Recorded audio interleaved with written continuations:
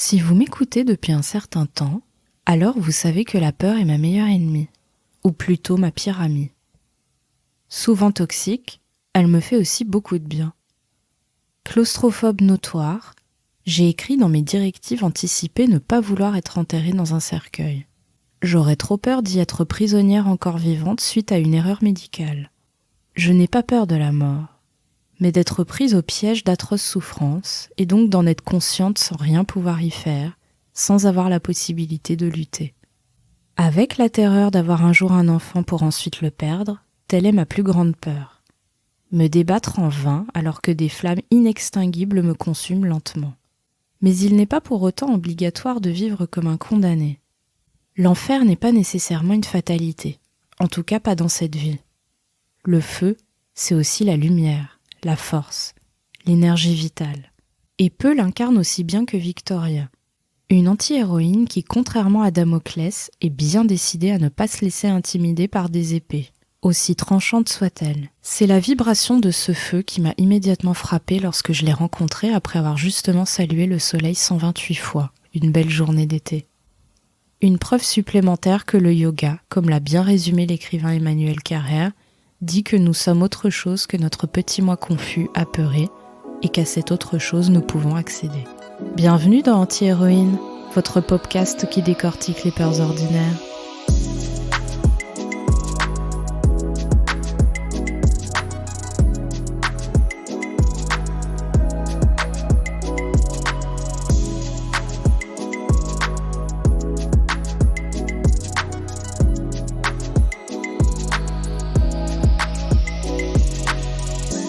Bonjour Victoria, bienvenue dans Anti-Héroïne. Bonjour. Il me semble que ce n'est pas ton métier d'origine, mais tu es aujourd'hui une yogini accomplie et passionnée.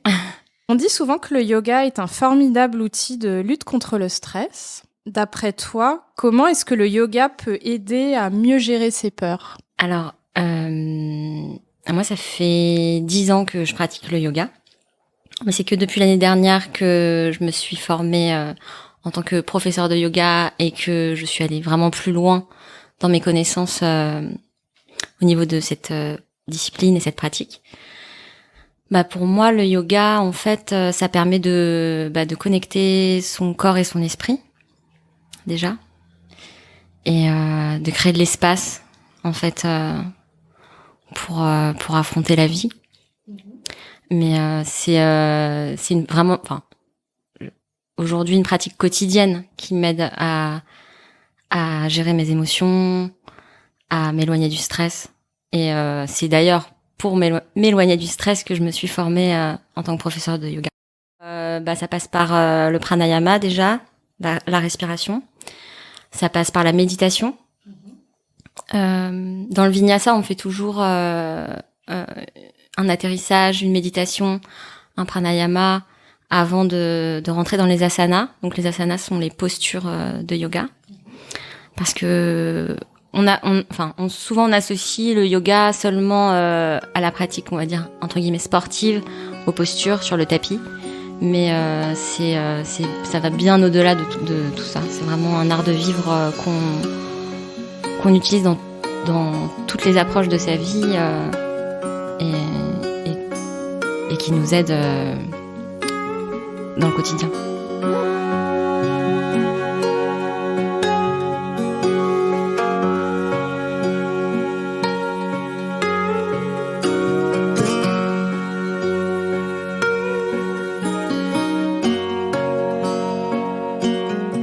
Petite pause avant d'entrer dans le vif du sujet.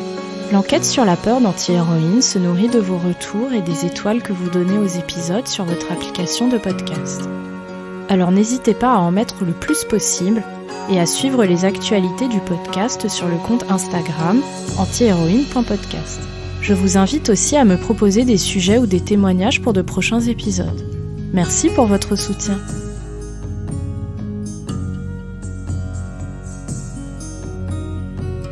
L'année dernière, si je ne m'abuse, c'était l'année dernière ? Non, c'était l'année du confinement. Donc, c'était pas l'année dernière, c'était il y a 2 ans. J'ai perdu mon père adoptif. Donc, c'était le 2e mari de ma maman. parce que étant plus jeune, donc quand j'avais 6 ans, j'ai perdu mon papa. Et du coup, quand j'ai perdu mon père adoptif, il y a un peu, les traumatismes du décès qui ont ressurgi. Parce que j'ai aussi perdu mon frère, quand lui avait 19 ans et moi 13 ans, de cette maladie, insomnie fatale familiale. Souvent, on vit avec des blessures qui sont ouvertes. Enfin, moi, j'ai été écorchée vive, en fait, depuis toujours.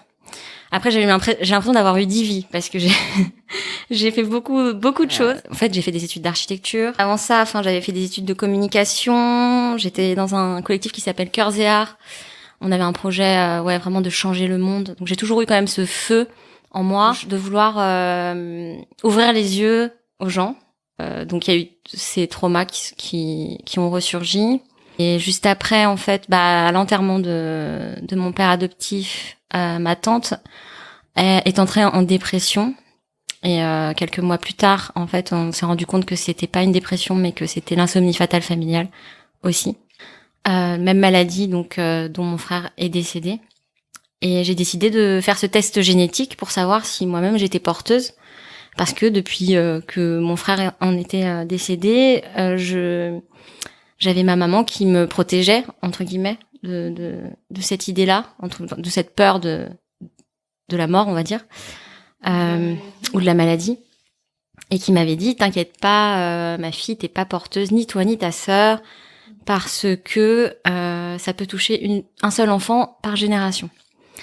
Ce qui est complètement faux, parce qu'en fait, une maladie génétique, quand tu l'as dans ta famille, t'as 50% de chance au niveau de la quand il se passe la fécondation, que le gène soit transmis.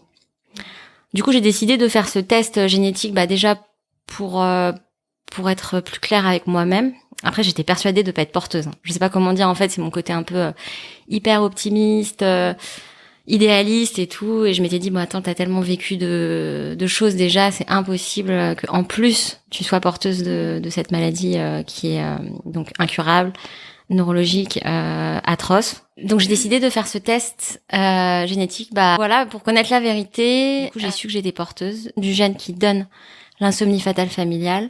Donc, quand vous cherchez insomnie fatale familiale, il y a par exemple un article qui a été publié par Vice et qui le décrit comme the worst disease on earth, en fait. Donc c'est l'incapacité de s'endormir jusqu'à mourir, en fait. On perd toutes ses fonctions cognitives au fur et à mesure. Et ça va assez vite, en fait. Ça dépend de l'imprégnation, mais ça va très vite. En tout cas, ça allait très très vite pour mon frère qui est mort en 6 mois et ma tante en 1 an. Voilà. Du coup, quand j'ai su que j'étais porteuse, je me suis dit, vu qu'elle est incurable, la maladie, qu'est-ce que je peux faire d'autre que de la prévention, finalement. Comme c'est une maladie qui est très rare, elle touche une 50aine de familles dans le monde, et du coup, c'est toujours les mêmes. Génération après génération, puisque du coup elle se transmet pas autrement que par l'hérédité. Il n'y a pas de recherche à proprement parler. Enfin là, ils sont en train d'avancer les recherches au niveau de l'épigénétique, mais c'est pour plein d'autres maladies et peut-être que ça recoupera cette maladie. Donc il y a un phénotype de la maladie de Creutzfeldt-Jakob, donc la maladie de la vache folle. Ça, tout le monde la connaît un peu plus. C'est moi, avec mes propres déductions, on va dire, et mes propres recherches, qui me suis tournée vers le yoga et vers les médecines douces, parce que la médecine allopathique ne peut pas nous aider, en tout cas pour le moment, sur la maladie, sur son déclenchement, sur rien en fait. Malheureusement. C'est depuis ce jour, vraiment, véritablement, que j'ai décidé de changer ma vie. Déjà, de guérir mes blessures. J'avais été un peu diagnostiquée borderline à l'époque où j'ai perdu mon père adoptif. Parce que je faisais des crises d'angoisse, en fait, à l'époque, dès que mon ex-compagnon partait plus de 48 heures ou me donnait pas de nouvelles ou ce genre de choses, j'avais des grosses crises d'anxiété. Et du coup, dans la médecine allopathique, on va voir des psychologues, des psychiatres qui déduisent qu'on est borderline. Enfin, après, c'est un peu un mot qui regroupe beaucoup de beaucoup, tout et n'importe quoi d'ailleurs. Mais ça a été le cas, et en fait je me suis dit non, j'ai pas envie d'être borderline, j'ai envie de pouvoir gérer mes émotions, j'ai envie de pouvoir guérir mes blessures, ma fêlure, parce que c'est vrai que c'est pas facile non plus d'avoir grandi sans père, d'avoir perdu son frère, de savoir qu'on a cette maladie génétique dans la famille.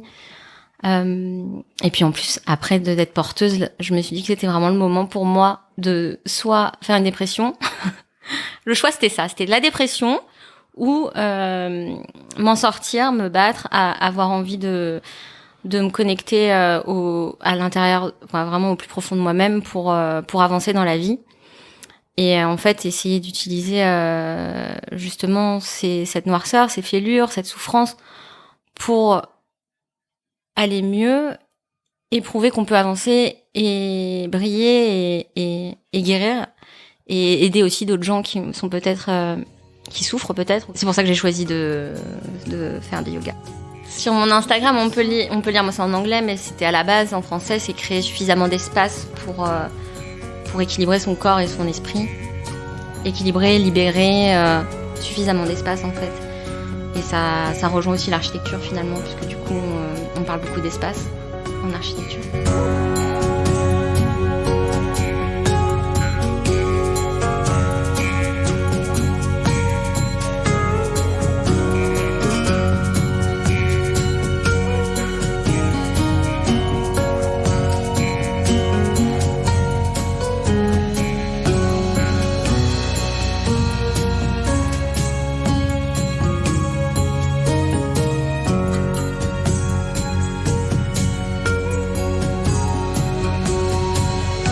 Alors Victoria, on a déjà abordé certains sujets, mais c'est la question basique que je pose à tous les invités. Est-ce qu'il t'arrive d'avoir peur de quoi et dans quelles circonstances ? Aujourd'hui, j'ai pas envie de dire j'ai plus peur de rien, mais c'est vrai que je n'ai pas peur de la mort. Je pense d'ailleurs concrètement que personne n'a vraiment conscience de sa propre mort, et on a plus peur de la mort des autres, de nos proches, des plus proches. Moi par exemple, oui, j'aurais peur.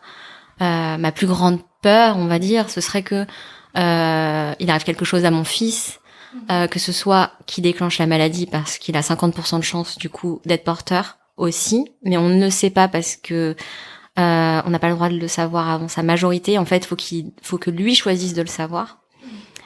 À savoir aussi que je suis la seule en France à avoir fait ce test génétique pour savoir si j'étais porteuse. De toute ma famille, on est en tout 12 cousins, cousines. Il y en a aucun qui a voulu faire le test. 8 oncles et tantes. Donc ma mère a déclenché cette année la maladie. Ma tante en est décédée et les 6 autres ne veulent pas savoir. Moi, j'ai voulu le savoir alors pour être un peu plus consciente de mon destin. Déjà, dans un premier temps, c'est un peu abstrait comme idée, comme pensée, mais c'est simplement, bon, je vais dire quelque chose qui est pas très joyeux, hein, surtout par rapport à mon fils, par exemple. Mais aujourd'hui, si je déclenche la maladie, je serai là. Enfin voilà, j'ai fait ce test génétique.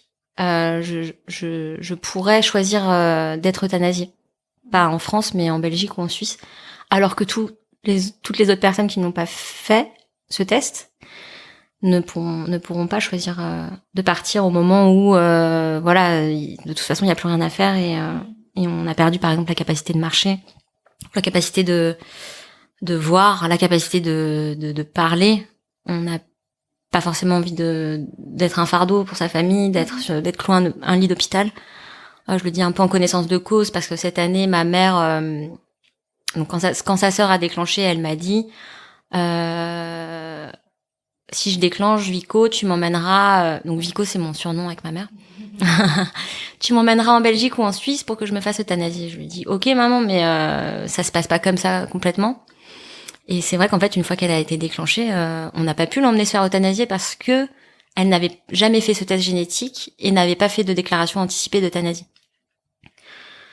Donc voilà, je sais qu'en France c'est très tabou, mais honnêtement, quand on voit l'agonie des gens qui se retrouvent dans des maladies qui sont incurables et qui vont de toute façon mourir et qui n'ont plus envie en fait d'être en agonie, c'est dommage de pas avoir eu le courage de faire le test génétique au moment où c'était encore possible de faire une déclaration anticipée d'euthanasie. Et puis, je vais aussi dire un truc un peu plus positif, c'est que à l'époque, donc j'étais avec le papa de mon fils, et on avait décidé de faire un deuxième enfant. Et la chercheuse donc qui m'a fait ce test génétique, elle a Pitié-Salpêtrière, donc elle travaille à l'Institut du cerveau.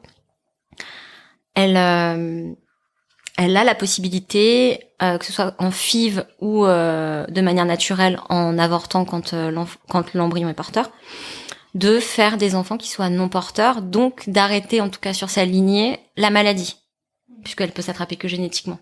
Enfin, elle peut se transmettre, pas s'attraper, elle peut se transmettre génétiquement. Ça s'appelle un diagnostic préimplantatoire, donc une DPI. C'est ce qu'on avait décidé de faire à l'époque, et c'était un peu le côté espoir, et c'est aussi parce que je pensais faire ça pour mon futur enfant que j'ai fait ce test génétique.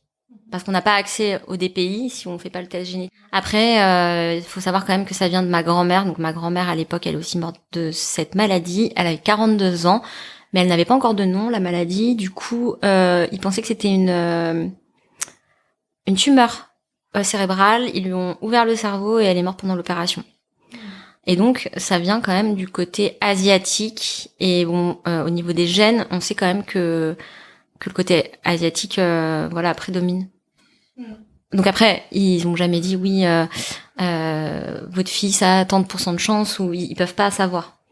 C'est vraiment 50-50. C'est oui ou non. C'est compliqué à faire ce test parce que comme c'est une maladie rare, j'imagine que ça se fait pas partout. Non, ça ne se fait pas partout. C'est seulement au service génétique des maladies rares de la Pitié-Salpêtrière que le test peut être fait. Après, il n'est pas compliqué à faire, ce qui conforté mon envie de savoir. C'est juste une prise de sang. Mais c'est le même endroit pour les maladies d'Huntington, maladie de Charcot et d'autres maladies. Une fois qu'on a fait ce test, donc toi tu as fait le choix courageux de le savoir. Une fois que c'est fait et que malheureusement tu apprends que tu es porteuse, comment est-ce que on vit au quotidien quand on a une telle épée de Damoclès sur la tête, et surtout au regard de ce que tu as traversé et de tes proches que tu as vu avec cette maladie qui est incurable et fait énormément souffrir. Enfin voilà, je m'interroge vraiment sur comment on fait pour garder le sourire comme tu le fais, pour avoir 150 000 projets comme tu en as. Tu pourras nous en parler si tu as envie plus tard. Comment on vit avec ce risque en fait d'un jour tomber gravement malade, ou que ça arrive aussi à d'autres de ses proches? En fait, l'épée de Damoclès, je pense que je l'ai depuis très très très très longtemps, mais je ne saurais l'expliquer. J'ai toujours eu ce côté un peu je vis à fond ma vie. je profite de chaque instant de la vie, enfin chaque instant est tellement précieux et j'en profite en fait. On passe par plusieurs phases, hein. C'est pas tout de suite qu'on se dit ah là là, je vais vivre ma meilleure vie, je vais voyager, je vais faire ça, j'ai trop de choses à donner, j'ai trop de gens à aider, etc. Au tout début, franchement, on se sent un peu paralysé. Après, moi, j'ai la chance d'avoir été énormément soutenue, mais que ce soit par ma famille, donc qui me reste, parce que donc il me reste plus non plus trop de famille. Donc je parle surtout de ma sœur. Et puis j'ai été énormément soutenue par des amis yoginis justement. Donc je vais en parler. C'est vraiment Caroline Nagel des Amazones parisiennes, la fondatrice, donc qui est une amie même d'avant en fait, qu'elle soit elle-même devenue yogini. Qui m'a énormément soutenue et qui m'a dit que j'avais la force en moi, et qui a utilisé cette image de la fleur de lotus en fait, qui prend naissance dans les marécages, dans les étangs boueux, pour ensuite éclore et devenir serais la plus belle des fleurs et la plus lumineuse. Du coup, elle m'a dit, en fait, cette fleur, c'est toi. Et t'as cette force et t'as cette capacité et t'es magnifique et tu peux aller de l'avant et t'es hyper intelligente. Tu peux faire absolument tout ce que tu veux. Entre tes mains, t'as ta vie, en fait. Et les portes, tu t'as qu'à les ouvrir. Et c'est de là que j'ai commencé à me former au yoga. En fait, avec elle, en confiance. Je me suis d'abord formée au Yin Yoga avec Marisha Dumont. Ensuite, j'ai assisté Caroline dans la formation d'Aqua Yoga. Ensuite, j'ai commencé mon 200 heures en février 2022. Et j'ai été diplômée en juin, en fait, c'est tout récent. Donc, les Amazones parisiennes, c'est un collectif de femmes. Sur leur site, elles se décrivent comme... on se décrit comme union de femmes guérisseuses. C'est vrai que Caroline, elle met la femme au premier plan, mais c'est ouvert aux hommes aussi. Les formations sont ouvertes aux hommes. Petite dédicace à Tony, d'ailleurs, qui était mon binôme, le seul homme de ma promo. Et c'était un bonheur de l'avoir avec nous. Donc cette communauté, elle vise à mettre en lumière des femmes qui ont des parcours atypiques, qui ont des capacités de rayonner en tout cas quelque chose autour d'elles. Et ça passe beaucoup par les médecines douces, tout l'univers holistique, des événements holistiques, ça peut être des cérémonies de cacao, des ouvertures de voix, des des blessing way. Ça passe par beaucoup de choses, mais après dans la communauté, il y a des ostéopathes, il y a des professeurs de yoga, des artistes, des masseurs, des masseuses, en fait, des personnes qui ont fait leur chemin, qui ont trouvé un chemin qui peut aider d'autres personnes qui cherchent un chemin, en fait.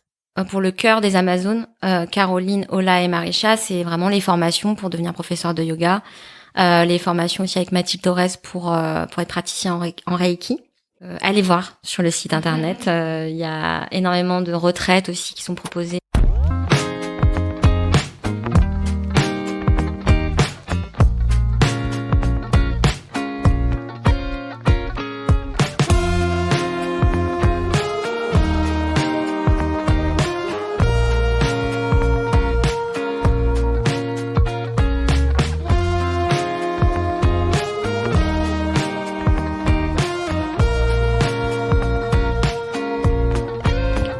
Repasser à quelque chose d'un petit peu plus léger, histoire de faire une pause.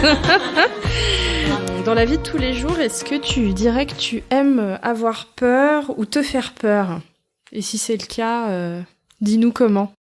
Alors en fait, moi, faut savoir que j'ai un passé assez dangereux, dans le sens où je suis passée par des phases où j'ai beaucoup fait la fête, en fait. Et j'étais dans justement cette parce qu'on passe par plusieurs phases, quand on vit des choses, quand on est un peu écorché vif comme ça. Je suis passée par cette phase, je suis invincible, quoi. Rien ne peut m'arriver, donc je prenais énormément de risques. Et ça me faisait pas si peur que ça.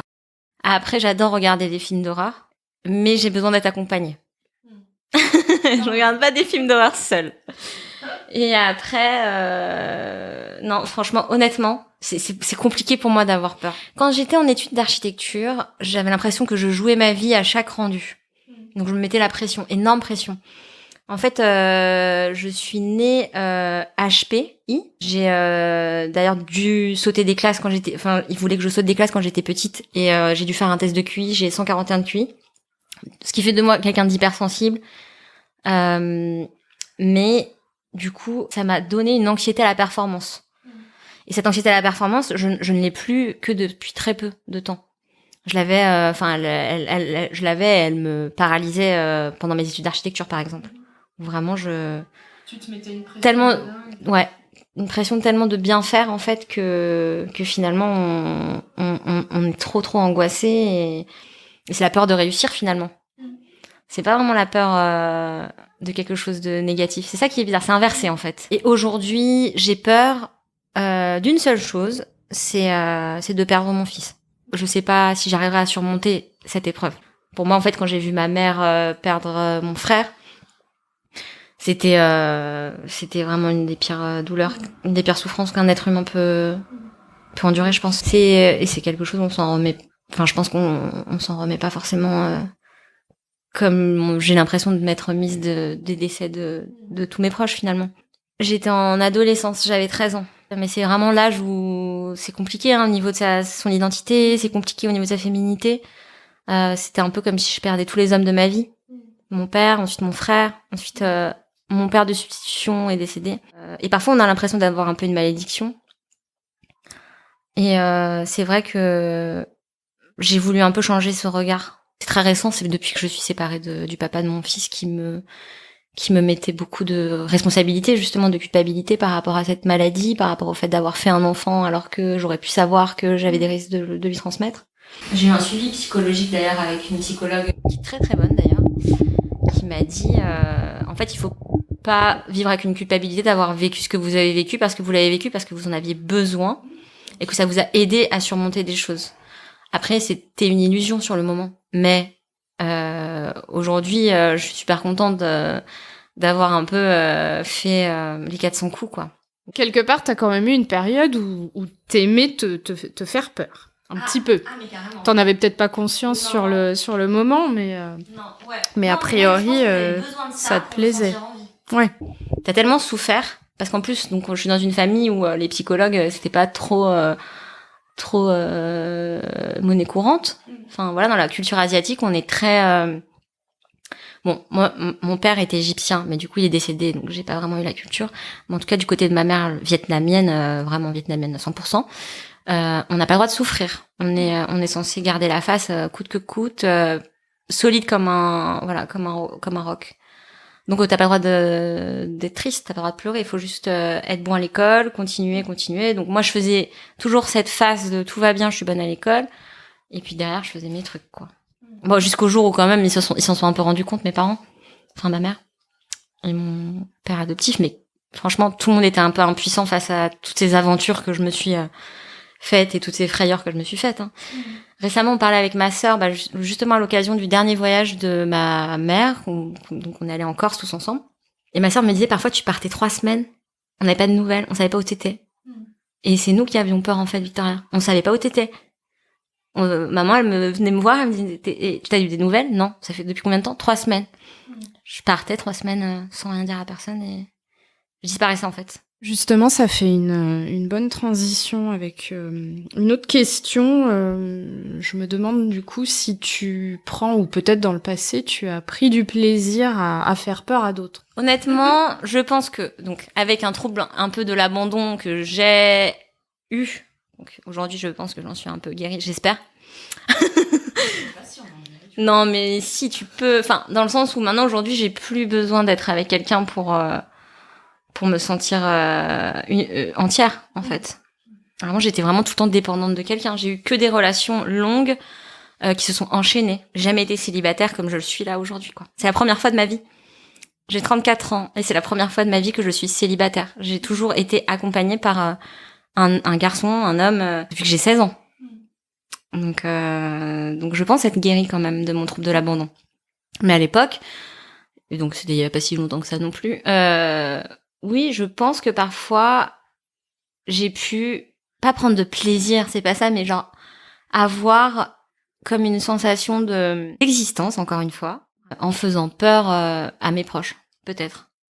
Alors Victoria, comment est-ce que tu penses gérer la peur aujourd'hui? Alors t'as dit que t'avais pas forcément beaucoup de peur, mais t'as quand même parlé pas mal d'anxiété, en tout cas pour ce qui est du passé. Est-ce que t'as quand même peur de la maladie, que ce soit pour toi, pour tes proches, la peur de la mort peut-être? Et comment est-ce que tu gères ces différentes peurs, en tout cas si elles sont prégnantes dans ta vie ou pas? On a tous peur de perdre ses proches. Honnêtement, moi j'ai peur de perdre ma sœur. Par exemple, je sais pas si j'arriverai à surmonter ça. J'ai tellement peur que ça arrive que je veux même pas y penser. Donc en fait, je bloque la pensée. Donc c'est pour ça que je me dis que j'ai pas peur, parce qu'en fait la pensée je l'ai même pas. Je me dis on est les 2 survivantes de ma famille et on va vivre jusqu'au bout, et on s'est même dit ensemble qu'on ferait si jamais on déclenche et qu'on déclenche un peu au même moment, ou qu'il y a un truc qui se chevauche au niveau du déclenchement de la maladie, on irait faire Thelma et Louise, tu vois. Mais je pense qu'en fait on dit ça, c'est plus fun de s'imaginer ça, et en fait je pense que tu vis un peu dans des fantasmes ou des choses, mais je pense que si ça t'arrive véritablement et que t'as un enfant, c'est-à-dire que j'ai mon fils, je pense pas que mon fils voudrait que je mette fin à mes jours juste parce que je sais que je suis déclenchée. Je pense qu'il y aura un temps quand même où je vais essayer de combattre la maladie avec toutes ces portes, ces espèces d'ouvertures que j'avais expérimentées avec ma maman au début de son déclenchement, avec l'hypnose pour essayer de retrouver du sommeil profond, avec de l'ostéopathie crânienne, de la réflexologie, toutes les médecines douces en fait. J'avais essayé aussi le Walls Protocol sur elle parce qu'il y a une survivante de la maladie, mais qui est pas elle l'a pas eu génétiquement. Elle a l'insomnie fatale pas familiale, sporadique. Insomnie fatale sporadique. Et cette personne, elle est vivante depuis 4 ans avec ça. Elle dort 4 heures par nuit. Elle a perdu quelques fonctions, mais elle est toujours d'attaque. Enfin, elle fait plein de choses. Et elle prend le Walls Protocol. Donc Terry Walls, c'est quelqu'un qui s'est sorti de la sclérose en plaques. Je vous invite à lire son livre. On pense toujours, c'est comme quand je suis là à dire oui, donc ma déclaration anticipée d'euthanasie, quand j'aurai perdu cette fonction, j'irai me faire euthanasier. On pense toujours plein de choses quand on est en pleine capacité, et qu'on a tous ces moyens et que on est en pleine santé, en bonne santé.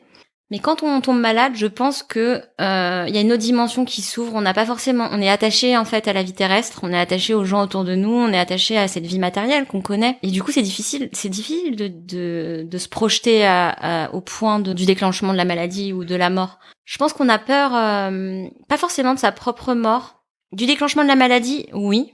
Parce que voilà, je sais ce qu'elle fait et c'est atroce et franchement c'est un cauchemar.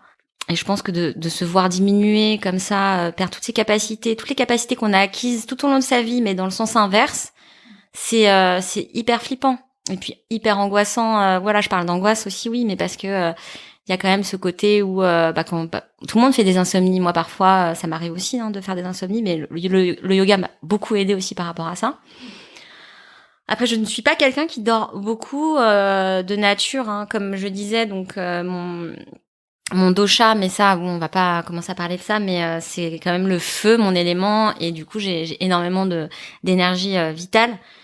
Il m'en faut beaucoup pour me dépenser, il m'en faut beaucoup pour vraiment être fatiguée et trouver le sommeil. Du coup, le yoga m'a beaucoup aidé pour ça. Et de quoi j'ai peur, voilà, par exemple, si je fais une insomnie, oui, il y a un moment, ça va me passer par la tête quand même d'avoir peur que ce soit ça. Mais c'est pas ça, en fait. Donc souvent, j'en parle avec ma sœur parce qu'elle aussi, elle a des insomnies parfois, parce que tout le monde en a. On est maman. Les enfants qui viennent gratter à ta porte, te réveiller en pleine nuit, t'arrives pas à te rendormir. Bon, voilà. Ça arrive à tous et toutes, sauf que voilà, tous et toutes n'ont pas forcément dans ces gènes insomnie fatale familiale. Donc voilà. Après, comme je disais, à choisir, parce que du coup, mon père, donc mon vrai père, mon père génétique, est mort d'une rupture d'anévrisme. Et à choisir, même si c'est d'un coup, je préférais mourir d'une rupture d'anévrisme. Tu me parles en fait d'euthanasie depuis le début. Et donc moi, ce qui me paraît assez évident, c'est que la mort en soi, ça fait pas peur. Enfin, ce qui fait peur, c'est la mort de ses proches, mais pas la tienne, quelque part. En revanche, ce qui te fait peur, même si t'as peut-être un peu de mal à mettre des mots dessus, c'est les symptômes de la maladie, en fait. Mais parce que t'as vu des gens en souffrir, et c'est normal. Je pense que la plupart d'entre nous n'avons pas peur de mourir en soi, mais on a tous peur de souffrir, par contre, et de souffrir le martyre. C'est tout à fait ça. Et la souffrance psychique, je pense qu'elle est bien, bien pire que n'importe quelle souffrance physique pour laquelle il y a de la morphine et des trucs. La souffrance psychique, à part être assommé et dormir, justement, il n'y a pas grand-chose. Donc, qu'est-ce qu'on fait quand on peut pas dormir ? Non, j'ai peur de ces symptômes, évidemment, parce que du coup, les somnifères ne pourront rien faire contre l'insomnie fatale. Non, il y a rien. Non, après ils ont plus ou moins trouvé que la doxycycline. Mais donc c'est un médicament qui est très très peu coûteux, donc il n'a aucun intérêt pharmaceutique pour les labos de trouver un remède avec la doxycycline.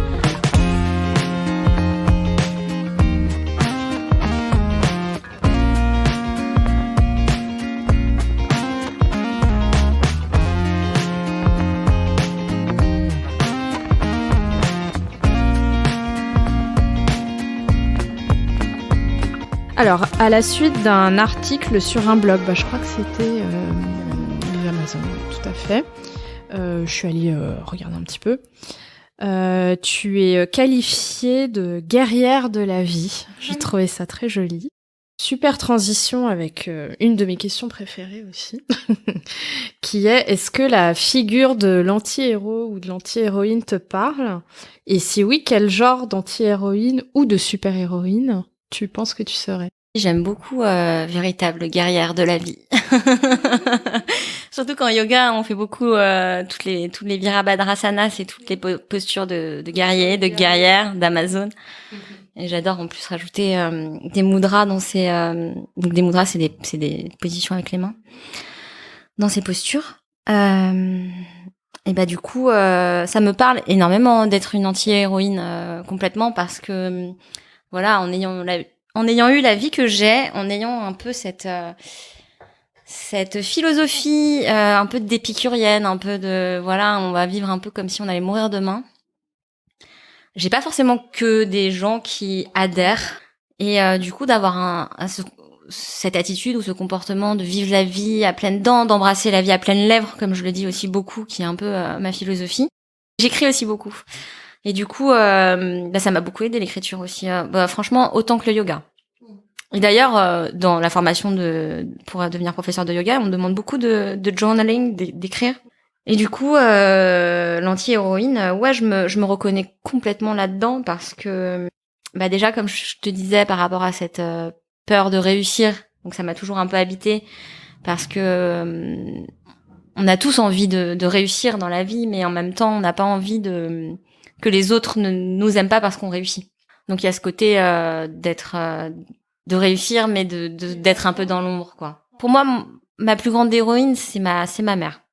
Et c'est vrai que moi, je suis une anti-héroïne parce que j'ai pas pris le même chemin qu'elle, mais pas du tout. Et que j'ai vraiment cette sorte de fougue à l'intérieur de moi. Mais voilà, qui peut, enfin, il y a des personnes qui tombent amoureux de ça, d'avoir une fougue comme ça, d'être hyper souriante, sincère, de dire tout, d'être sans filtre, de parler de tout. Mais il y a des gens qui sont pas prêts en fait à recevoir ce genre d'énergie et qui vont critiquer ce genre de comportement. Donc ouais, anti-héroïne, oui, c'est moi. Je suis l'anti-héroïne de ce podcast. Qu'est-ce que tu pourrais conseiller à des auditrices ou des auditeurs qui seraient confrontés à la peur de la maladie? Je suis personne pour conseiller, mais ce que je peux dire en tout cas, c'est que la peur n'enlève pas le danger. Alors c'est un peu bateau de dire ça, mais c'est vrai. Dans le sens où si on a peur et que du coup on s'empêche de faire des choses, en fait ça n'enlève pas le danger. Ça n'enlève pas le danger d'un jour tomber malade. Et en fait, la vie, c'est maintenant. C'est maintenant qu'il faut vivre. C'est maintenant qu'il faut oser. C'est maintenant qu'il faut incarner qui on est. C'est maintenant. En fait, on n'a plus le temps. Personne n'a le temps. C'est pas moi qui ai moins le temps que vous, en fait. Tout le monde peut mourir demain de n'importe quoi. Donc, en fait, le passage de vie sur Terre, il est compté. Et je pense que peut-être qu'on n'en a pas tous conscience. Mais la peur n'enlève pas le danger.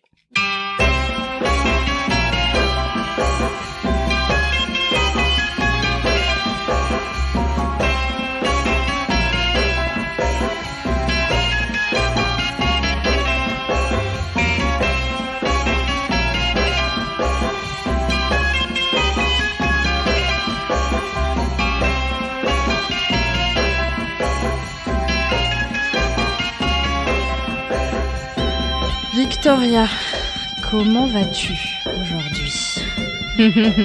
Et est-ce que tu as des projets pour la période qui vient dont tu aurais envie de nous parler?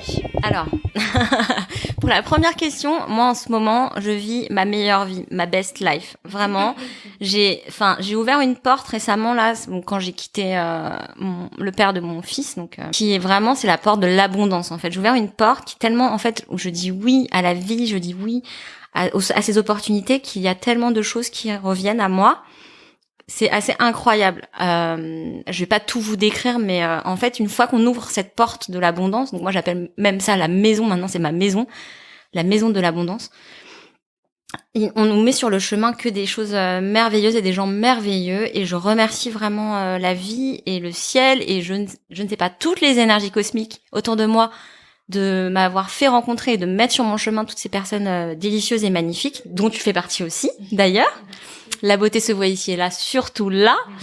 Les yeux grands ouverts, tout s'éclaire. Et du coup, par rapport au projet, donc là, mes prochains projets. Donc j'étais en voyage, ceux qui ont Instagram ont pu voir un peu mes reels de folie de mes vacances. J'ai vraiment profité, j'ai beaucoup pratiqué, mais j'ai aussi beaucoup profité. J'ai fêté mon anniversaire aussi. 34 ans, ça se fête quand même. Alors on m'a beaucoup dit que je faisais pas mon âge, ça j'adore. Parce que du coup, je pense que en fait l'âge c'est vraiment dans la tête et c'est pas du tout quelque chose qui se voit, en fait. Et c'est un état d'esprit, et je pense que je garderai ma vingtaine, j'espère, encore longtemps. Mais du coup, par rapport au projet, je pars vendredi pour Istanbul, pour rejoindre donc une yogini artiste, donc qui a fait toute l'identité visuelle des Amazones parisiennes et qui s'appelle Leda, qui est adorable, qui est une artiste vraiment pour moi, complète. Elle sait tout faire. Et en fait, on a un grand projet ensemble, qui va être le projet de cette future année, qui est incroyable. Donc, on part à Istanbul, dans sa maison de famille, qui est sur une île. Donc, je vais prendre un bateau une fois que j'atterris à Istanbul. Et puis, d'Istanbul, je pars à Antalya. Je prends un vol interne en Turquie pour une retraite de yoga, donc avec Mustapha Combo. Donc, sur Instagram, c'est combo.yoga. Que j'ai rencontré d'ailleurs grâce à Instagram. Enfin, je trouve ça assez fou quand même, Instagram. C'est-à-dire qu'on peut vraiment connecter avec des gens dans le monde entier et devenir pote, quoi. Donc, c'est assez fou. Moi, je trouve des parenthèses aussi, mais je trouve des invités. Bah voilà. Des gens qui m'étaient complètement inconnus. Et donc, en fait, je vais le rencontrer en vrai pour la première fois. Donc, je suis assez contente. Et ensuite, je reviens le 4 septembre. J'ai pas mal de choses à gérer pour par rapport à ma famille, des choses. Je vais avoir aussi mon déménagement à gérer. Après, au niveau des projets qui sont dévoilables, on va dire, parce que j'ai beaucoup de choses sur le feu, en vérité, mais je préfère pas trop en dire. Vous le saurez, suivez-moi. Suivez-moi, je vous en dirai plus. Mais de manière sûre, il y a la formation d'aqua yoga l'année prochaine avec Caroline Nagel. Donc j'assisterai pendant la formation. Où je me ferai un plaisir de vous donner tous les conseils pour enseigner l'aqua yoga.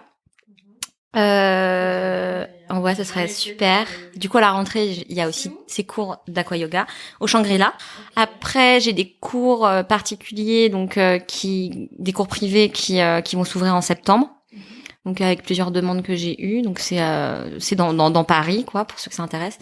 Et de toute façon, vous serez au courant, mais je pense ouvrir 1 à 2 cours par semaine, mais pas dans un studio, c'est vraiment à la maison pour avoir mes propres élèves et avoir toujours ces mêmes élèves que je suis, que j'aide, que même j'aide à surmonter des choses. Moi, je suis vraiment aussi dans la féminité, dans le partage. Et comme j'ai vécu une grossesse quand même qui était assez prépondérante. J'ai pris 30 kilos. J'ai mis 4 ans à retrouver mon corps et c'est pas vraiment passé par le yoga et par les médecines douces. Et du coup, j'aimerais vraiment partager cette expérience avec toutes ces personnes qui ont du mal peut-être à retrouver leur corps après une grossesse ou qui ont du mal tout simplement à être bien dans leur corps, à connecter avec leur corps. Donc c'est plus un peu du coaching, mais voilà, restez connectés. Et puis après, comme je le dis dans mon Instagram, j'ai écrit récemment que j'étais yoga artiste parce que j'ai beaucoup de projets créatifs en cours, notamment d'écriture et de dessin, d'illustration, donc de publication. Voilà, je veux pas en dire plus, mais voilà.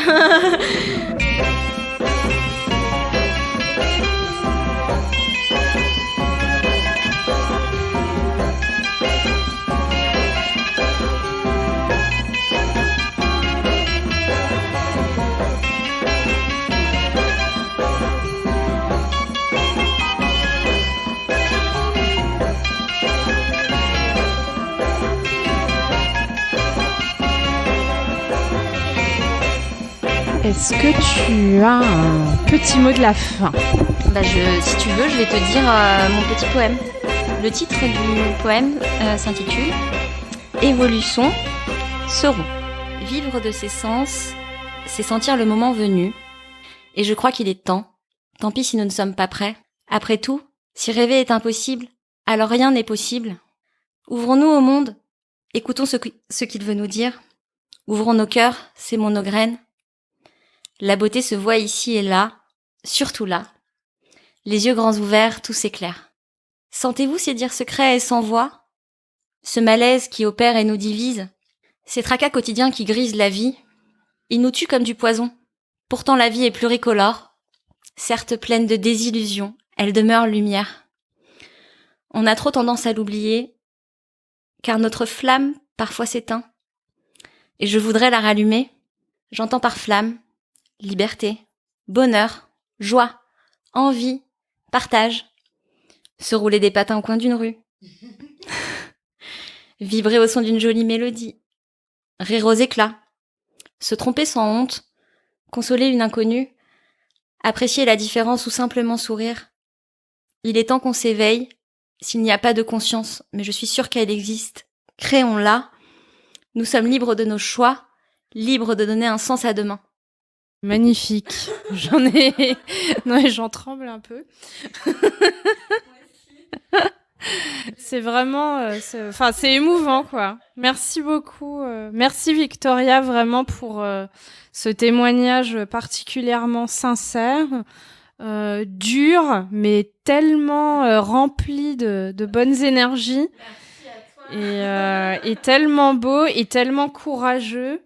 Voilà, merci d'être venue témoigner dans Anti-Héroïne, c'était vraiment une grande chance de t'avoir. Oh, merci beaucoup à toi, et en plus on est cousines, parce que figurez-vous qu'elle est égyptienne comme moi.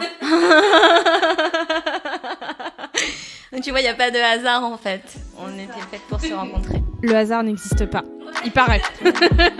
Il paraît, et rien n'est impossible. Merci Victoria, à bientôt.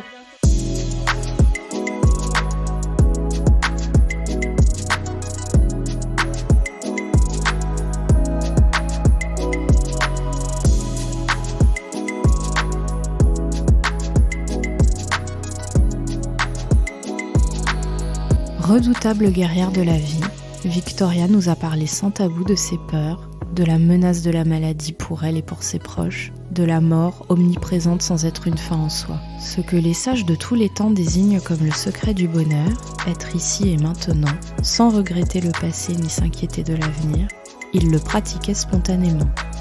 C'est comme ça qu'Emmanuel Carrère décrit l'un de ses personnages dans d'autres vies que la mienne. Et c'est aussi un peu comme ça que j'ai vu Victoria, qui, non sans une conscience claire de ce qui pourrait advenir de véritablement terrifiant, cultive une capacité incroyable à embrasser la vie à pleines lèvres. Merci pour votre écoute, et à très bientôt dans Anti-Héroïne.